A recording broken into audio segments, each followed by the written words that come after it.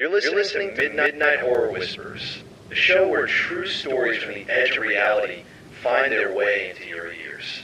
Wherever you are tonight, curled up in bed, driving down a quiet road, or you're listening to Midnight Horror Whispers, I want you to relax, where true take a deep breath, and let yourself sink into the story. Tonight, we have a chilling tale from rural America. A story that feels so real, you might find yourself checking your own windows after it's done. So, dim the lights, get comfortable, and prepare for the account of one man's encounter with something that shouldn't exist. And now, our guest speaks for the first time. He's here to tell us, in his own words, what happened to him. Wherever you're listening from, remember to like, comment, and subscribe if you enjoy these true tales. And now, I'll let him take over. My name's Daniel. I grew up in a small town in northern Kentucky, not far from the Ohio border. I wasn't much for ghost stories, never believed in them, really. But the summer after I turned 27, I moved into an old farmhouse my grandfather left me, sitting alone at the end of a dirt road that the locals just called the Hollow. It was late August when I first arrived. The sun was setting behind the ridges, and the air smelled of hay and wet earth. The house looked like it hadn't been lived in for decades. Paint peeling, windows dusty, shutters hanging off their hinges. I thought it was perfect, quiet, secluded, my kind of place.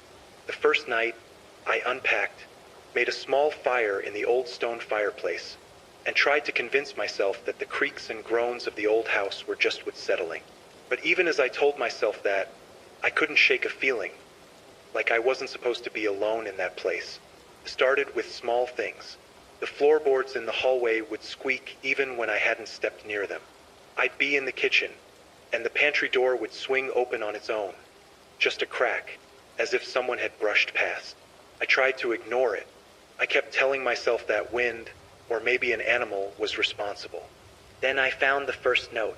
It was tucked behind a loose brick in the fireplace.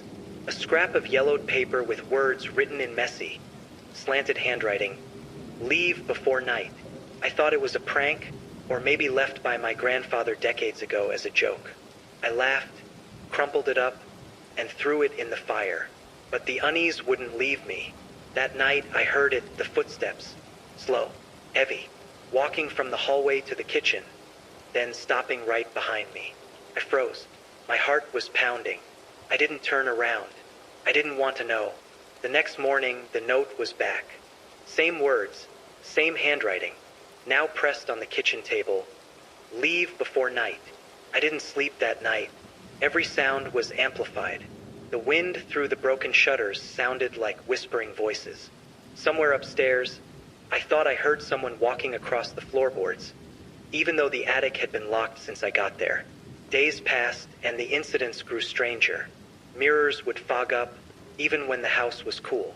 I would wake in the middle of the night to the feeling of someone standing at the foot of my bed. Always there, watching, silent. One evening, I went to the barn at the edge of the property. It had been empty for years, and I wanted to clean it up. As I opened the rusted door, I felt a cold wave rush past me, like someone had pushed through the air.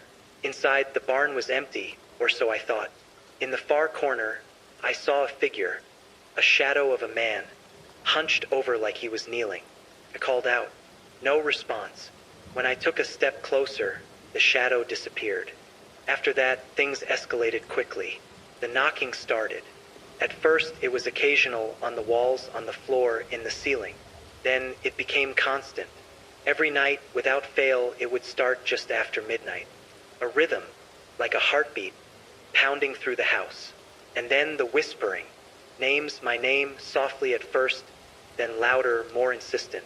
I tried to leave, packed my things. But the moment I hit the dirt road to the main highway,